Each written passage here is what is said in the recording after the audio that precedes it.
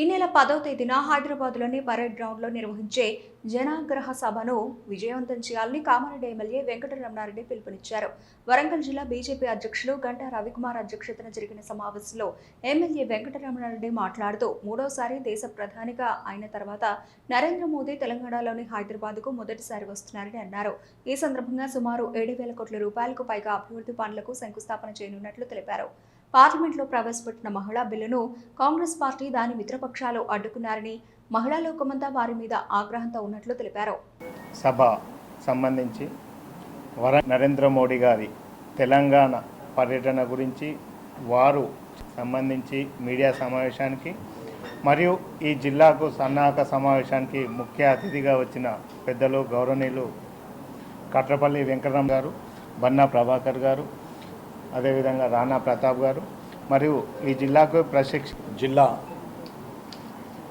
జనాగ్రహ సన్నాహక కమిటీ సన్నాహక సమావేశం తెలంగాణలో మూడవసారి భారతదేశంలోనే మూడవసారి ప్రధానమంత్రిగా నరేంద్ర మోడీ గారు ఎన్నికైన తర్వాత తెలంగాణకు మొదటిసారిగా వస్తున్నటువంటి సందర్భంలో సుమారు 7,000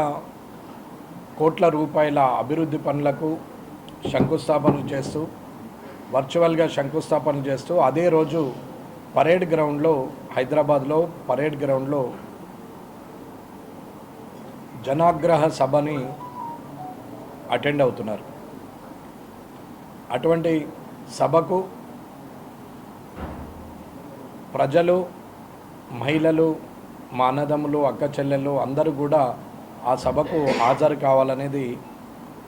ఈరోజు సన్నాహక సమావేశం యొక్క ముఖ్యాంశము. అలాగే ప్రధానమంత్రి నరేంద్ర మోడీ గారు పార్లమెంట్లో ప్రవేశపెట్టినటువంటి మహిళా బిల్లు ఏదైతే ఉందో ఆ మహిళా బిల్లుని వ్యతిరేకించినటువంటి కాంగ్రెస్, దాని అనుబంధ మిత్రపక్షాలు అన్నీ కూడా వ్యతిరేకించి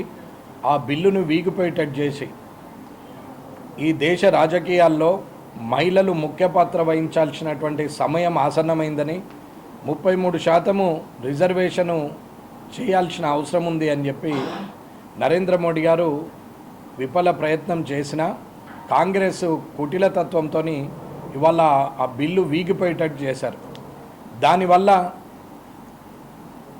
మహిళలు రాజకీయ రంగంలోకి రాకుండా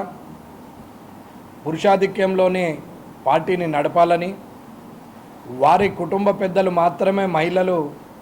ఆ పార్టీలో పెద్దలు మాత్రమే వారి ఇంటి మహిళలే పెద్ద పాత్ర పోషించాలి తప్ప భారతదేశంలో ఉన్నటువంటి మహిళలు అందరూ కూడా ఎక్కడ రాజకీయాల్లో పాల్గొనద్దు, వారికి అవకాశం లేదు అనే విధంగా ఇవాళ కాంగ్రెస్ వాటి మిత్రపక్షాలన్నీ కూడా బిల్లును వీగిపోయి